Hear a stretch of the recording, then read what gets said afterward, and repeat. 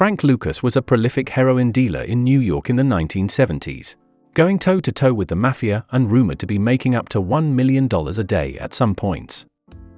But how did the man with humble beginnings become such a gangster boss? It is often difficult to nail down facts about Lucas's life, since he was known as a notorious fibber and liked to exaggerate. We know he became the heroin kingpin of Harlem, but his life is shrouded in mystery and folklore around how he did it, what methods he used, and so on. Frank Lucas was born on September 9, 1930, in rural North Carolina. He grew up as part of a poor household, and spent a lot of time looking after his siblings and suffering under strict Jim Crow laws in the American South. His childhood was also spent in the Great Depression, meaning he likely struggled for money and may have committed early crimes like shoplifting to stay afloat. Lucas always said that the instance that changed his life and turned him in the direction of crime was witnessing his cousin's murder. Lucas lived in Greensboro at the time and claimed that 5 members of the KKK came to his house covered in sheets and hoods one night when he was 6 years old. Then, they killed his 13-year-old cousin right there because they said he'd looked at a white woman, flirtatiously. There's no evidence to state that this is true.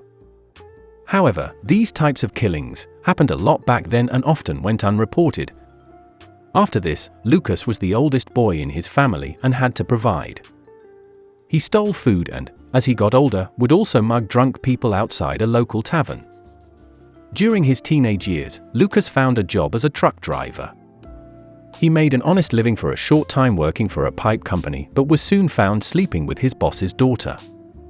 After being caught in the act, Lucas fought with his boss and hit him over the head with a heavy pipe before setting the place on fire and stealing $400 from the till. After this event, his mother was worried he would be caught and jailed for it, so she begged him to run away to New York. Lucas headed to Harlem when he was just 16 years old, in the summer of 1946. Quickly, he saw people making lots of money in the illegal drug and gambling trade, and decided that was how he would make his fortune. He started by robbing a bar at gunpoint, then stealing diamonds from a jewelry store. In one particular instance, Lucas supposedly robbed all the players at a high-stakes crap game and started dealing drugs in the lower levels of a gang.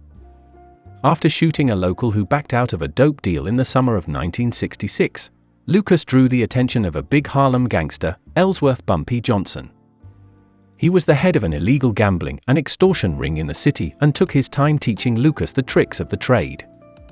Johnson died in 1968, and there was a power vacuum in Harlem that Lucas was eager to snatch. So he seized territory and started his own organization.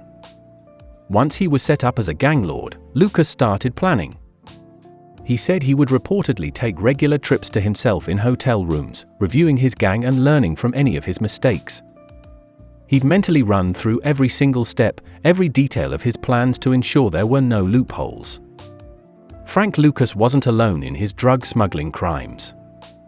The mafia was rife in New York, and he had to bypass them. In the late 1960s, the Vietnam War was ongoing, and it was whispered that US soldiers based in foreign countries tried plenty of illegal drugs, including heroin. They returned to their home country with PTSD and a brand new addiction, and heroin ran rampant all over the United States. There were brand names like Harlem Hijack, Mean Machine, and more. Lucas wanted to cut out the mafia and go straight to the heroin source, so he went to Southeast Asia to find it himself. He headed to Thailand and made the acquaintance of Leslie Ike Atkinson, who ran Jack's American Bar, a place for African American soldiers to hang out. Atkinson was also married to Lucas's cousin, so he felt he could trust him, and he came from Greensboro, North Carolina. Together, the duo traveled through Thai jungles to find Atkinson's source, a Chinese Thai man called Luechi Rubiwat. He owned hundreds of acres of poppy fields in some dense jungle near Burma and Laos, and they processed the poppies into heroin inside some nearby mountain caves. Lucas bought over 100 kilos for just $4,200 per kilo, rather than the $50,000 he would have paid in the US from the mafia. The distribution system he used was made up of soldiers and enlisted men.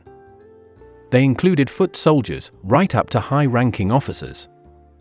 In later years, there were rumors that Lucas used coffins to ship drugs into America, as they expected nobody was going to check US Army coffins for drugs, but this has been confirmed to be a lie. They may have done it once or twice, but it wasn't nearly as prolific a venture as Lucas made out. Instead, it's more likely they smuggled the heroin in furniture. They then probably used military planes to bring the drugs into the country, where packages arrived at army bases and were then shipped to accomplices, who unpacked them and got them ready to be sold. Most street heroin in New York City was between 5 and 6%, but because Lucas was getting it for such a cheap rate in Thailand, he could create a product that was 10–12% purity. His brand name was Blue Magic, and he had a high customer base. He hired his younger brothers to act as enforcers, and they controlled some of the major thoroughfares in Harlem. Lucas also had women working for him to act as drug packers. They mixed the heroin with manite and quinine. He didn't want them stealing any of it, so he made them do it naked with only plastic gloves on. In the high days, he boasted about making millions every day.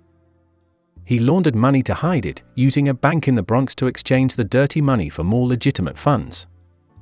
He hid some in foreign accounts. He bought businesses like dry cleaners and gas stations and owned commercial and residential properties all over the country.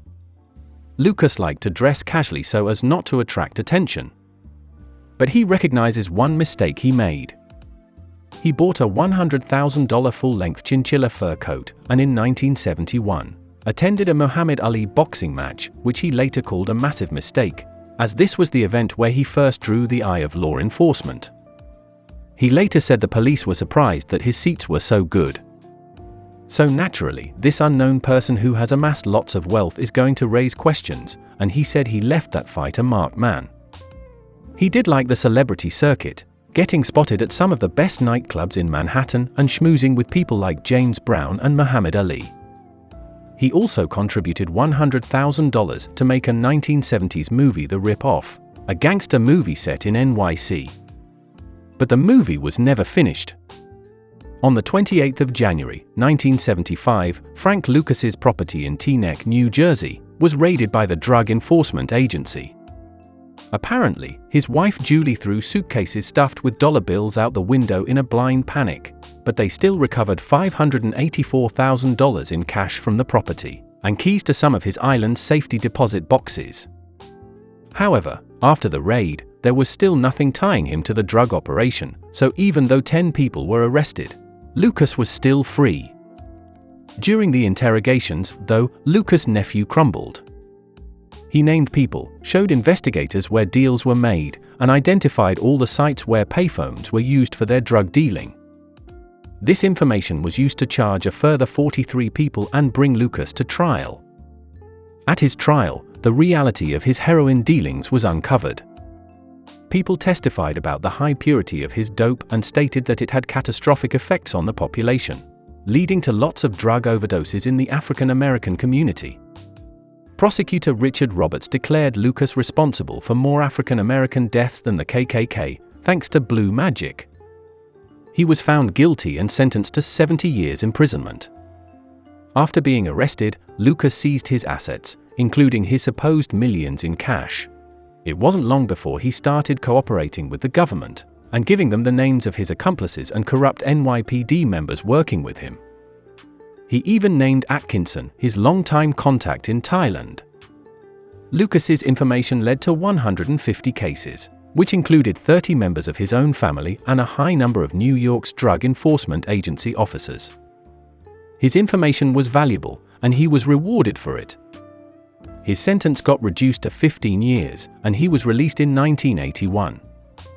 Although he was arrested again in 1984 for further drug exchanges, he was released in 1991 and stayed in contact with Roberts, his prosecutor, to help him get his life back on track. Later, Roberts was even the godfather of Lucas's son. In his later years, Lucas was quoted to regret his many years as a heroin kingpin, stating that he had done more damage than good. He said that all he cared about was the money at the time, but called the heroin game the worst business. After returning to Harlem once he was out of jail, he saw the high social deprivation and devastation there, realizing he was partially responsible for it. He was involved in the movie American Gangster, as the film was a dramatized version of his life, where Denzel Washington played him. Lucas regularly appeared on the film set to advise and provide guidance on his quirks. However, even Lucas admitted that the film was only partially true, and a lot had been made up to add drama. Lucas spent his elderly years in Newark and was bound to a wheelchair. He helped his daughter with an organization supporting children who have imprisoned parents, and wrote a memoir about his time as a Harlem drug kingpin, promising all the profits to the promotion of education. He thought it was important children were educated and asked that they learn from his mistakes. Frank Lucas passed away from natural causes on the 30th of May, 2019, aged 88 years old in a care facility in Cedar Grove, New Jersey.